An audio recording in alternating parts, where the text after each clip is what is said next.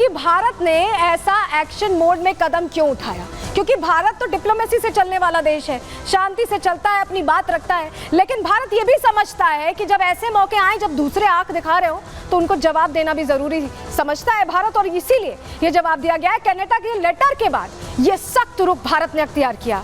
आपको बताएं, सख्त रुख के साथ भारत ने कनाडाई राजदूत को पहले तलब किया, बुलाया कि आइए और बताइए ये क्या है। कनाडा ने जो आरोप लगाए वो आधारहीन है। भारत ने बिल्कुल क्लियर कर दिया कि ऐसा कोई इन्वॉल्वमेंट नहीं है। कनाडा में हाई कमिश्नर संजय वर्मा को वापस बुला लिया भारत ने क्लियर कर दिया कि हमें कुछ रखना ही नहीं, आपसे कोई रिलेशन नहीं रखने। ऐसा तब होता है, अमूमन ऐसे राजदूतों को, उच्चायुक्तों को तब बुलाया जाता है जब युद्ध का माहौल होता है। लेकिन यहाँ पर भारत ने यह फैसला लिया, कड़ा फैसला लिया। कनाडाई कार्यकारी हाई कमिश्नर को भी निष्कासित कर दिया गया। जी हाँ, 6 कनाडाई डिप्लोमेट्स को देश से निष्कासित किया गया। उन्हें समय दिया गया है 19 अक्टूबर तक का, कि रात 12 बजे तक वो भारत छोड़ के अपने देश चले जाएं, क्योंकि भारत ये सब अब बाय आउट नहीं करने वाला। अगर इस तरह की ग्लोबल इमेज जो भारत की है मजबूत लीडर के तौर पर, उसको लेकर अगर आप इस तरह की हल्की बातें करेंगे तो इस पर भारत बिल्कुल क्लियर है। और यही वजह है कि भारत तुरंत एक्शन लेता दिखाई दे रहा है। लेकिन भारत ने ये फैसला क्यों लिया, हमने आपको बताया लेटर आया था, लेकिन क्यों फैसला लिया, चलिए जल्दी से आपके सामने जानकारी रख देते हैं। कनाडा में भारत विरोधी माहौल बनाने की कोशिश हो रही थी। जी हाँ, आपको बताएं, खतरे में राजनयिकों की सुरक्षा आ गई थी, क्योंकि जब ट्रूडो ही ऐसा बोल रहे हैं तो कोई भी कुछ कर लेगा। ट्रूडो कह देंगे कि हमने तो कुछ नहीं किया, कुछ लोगों ने ऐसा एक्शन कर लिया है, उन पर थोड़ी बहुत कार्रवाई हो जाएगी। लेकिन हम तो सुरक्षा के साथ मजाक नहीं कर सकते ना। सुरक्षा सुनिश्चित करने के लिए राजनयिकों और जो उच्चायुक्त हैं उन्हें वापस बुलाया गया, क्योंकि उग्रवाद और हिंसा को कनाडा का खुला समर्थन है। जी हाँ, भारत को कनाडाई सरकार पर बिल्कुल भरोसा नहीं है, बिल्कुल विश्वास नहीं है, और ऐसे में कठोर कदम उठा सकता है भारत, और यही वजह है कि उठाया भी है। ये अपने आप में क्लियर मैसेज है। और आपको ये भी बताएं कि ये नौबत आई थी। नौबत दरअसल इसलिए आ गई क्योंकि ट्रूडो बढ़कर बहुत सी ऐसी बातें बोल रहे हैं जिसको भारत बिल्कुल बर्दाश्त नहीं कर सकता। उच्चायुक्त पर प्रश्न, या ये कहना कि पर्सन ऑफ इंटरेस्ट है, यानी आरोपी हैं, ऐसे कैसे कह सकते हैं। सुनिए क्या कहा है ट्रूडो ने, किस तरह के आरोप लगाए, हल्के आरोप, पहले सुनवा देते हैं। We have taken such significant measures, why the RCMP chose to come out today and disrupt the pattern of Indian diplomats collecting through questionable and illegal means information on Canadian citizens that were then fed to criminal organizations that would then take violent actions from extortion to murder against Canadians. और सिर्फ Justin Trudeau ही नहीं, उनकी जो विदेश मंत्री हैं वो भी यहीं नहीं रुकी, उन्होंने भी इस तरह की बातें कही। क्या उन्होंने कहा आपको बता देते हैं। विदेश मंत्री का नाम मेलानी जोली है, और कह रही हैं कि हम चाहते हैं कि भारत सरकार इस जांच का समर्थन करे, हम भारत पर सहयोग के लिए दबाव डालना जारी रखेंगे, ये कह रही हैं वो। ये कनाडा की सुरक्षा और कनाडा के बारे में है।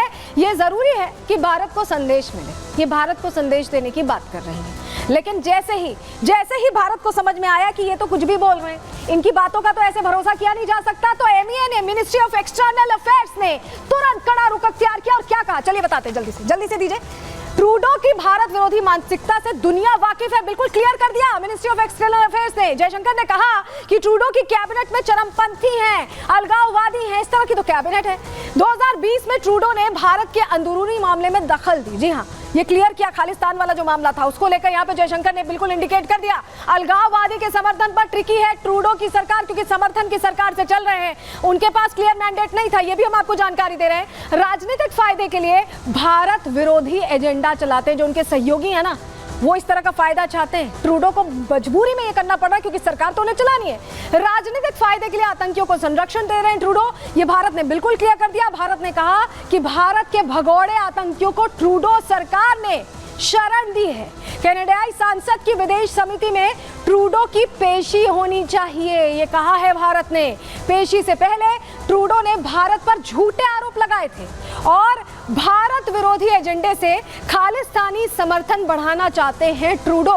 भारत ने ये बिल्कुल क्लियर कट बता दिया है, पूरा क्लियर कट बता दिया है कि इस तरह से बिल्कुल नहीं चलेगा, और भारत का स्टैंड बिल्कुल क्लियर है। लेकिन आपको बताएं कि ये जो कनाडा है ना, ये आजकल खालिस्तान और उस तरह की बातें जो कर रहा है ये पाकिस्तान की तर्ज पर चल रहा है। पाकिस्तान आतंकिस्तान जैसे करता है ना, एंटी इंडिया हर चीज करता है, कनाडा भी वैसे ही एंटी इंडिया मोटिव के साथ आगे बढ़ रहा है। इस मोटिव के पीछे की कहानी क्या, रिपोर्ट के जरिए पहले आपको थोड़ा समझा देते हैं, फिर इनसाइड स्टोरी भी बताएंगे।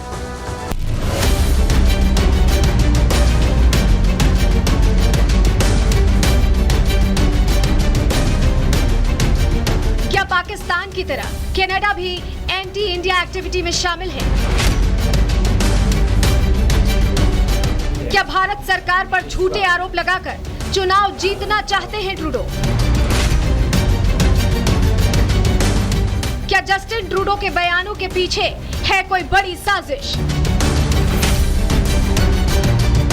ये सवाल इसलिए उठ रहे हैं क्योंकि ट्रूडो लगातार भारत विरोधी एजेंडे को हवा दे रहे हैं, लगातार झूठे आरोप लगा रहे हैं, लेकिन अब ट्रूडो की बेबुनियाद बयानबाजी उन पर ही भारी पड़ रही है।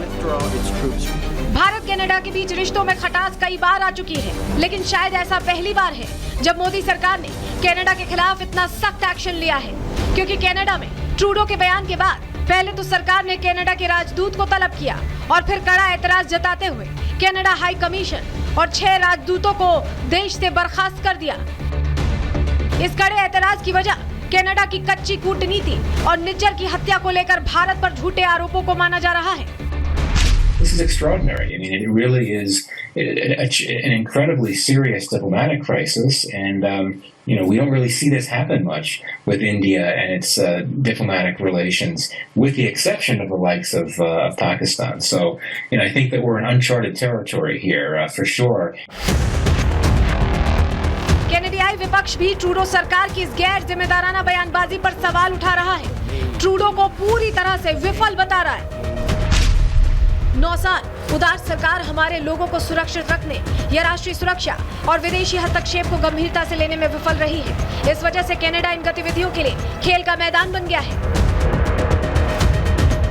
हालांकि ये पहली बार नहीं है कि जब ट्रूडो सरकार ने ऐसे बेबुनियाद आरोप लगाए हों। इससे पहले भी जस्टिन ट्रूडो बिना सबूत के निज्जर की हत्या को लेकर कई आरोप लगा चुके हैं, दावा कर चुके हैं कि भारत ने ही निज्जर को मरवाया है। लेकिन जब भारत ने सबूत मांगा तो कनाडा को मुंह की खानी पड़ी। Bureau report, Republic Bharat. तो देखिए, जवाब तो कनाडा दे नहीं पाया। हमने सवाल पूछा, अगर आप आरोप लगा रहे हैं तो आपको जवाब तो देना होगा, लेकिन जवाब नहीं दे पाए ट्रूडो। उन्होंने कोई ऐसा डॉक्यूमेंट नहीं भेजा जो भारत ने मांगा था कि अगर आप इतने गंभीर आरोप लगा रहे हैं कि हमारा इन्वॉल्वमेंट है तो भाई कम से कम प्रूफ दीजिए। प्रूफ नहीं दे पाए। उसके बाद उनकी ही पुलिस ने, कनाडियाई पुलिस ने ही उनकी पोल खोल कर रख दी, क्योंकि पुलिस तो ये मान गई कि भारत का ऐसा कोई इन्वॉल्वमेंट नहीं है। खुद कबूल कर लिया सरेआम प्रेस कॉन्फ्रेंस में और ट्रूडो को झूठा बता दिया। एक बार आपको सुनवा देते हैं कि पुलिस ने कहा क्या है, कैसे पोल खुल गई ट्रूडो के दावों की। सुनिए sir. We just heard today that India is targeting, using the terminology I'll share, the South Asian diaspora. So yes, I mean it is targeting the South Asian community, but what we've seen is there's specific targeting of pro-Khalistan elements in Canada.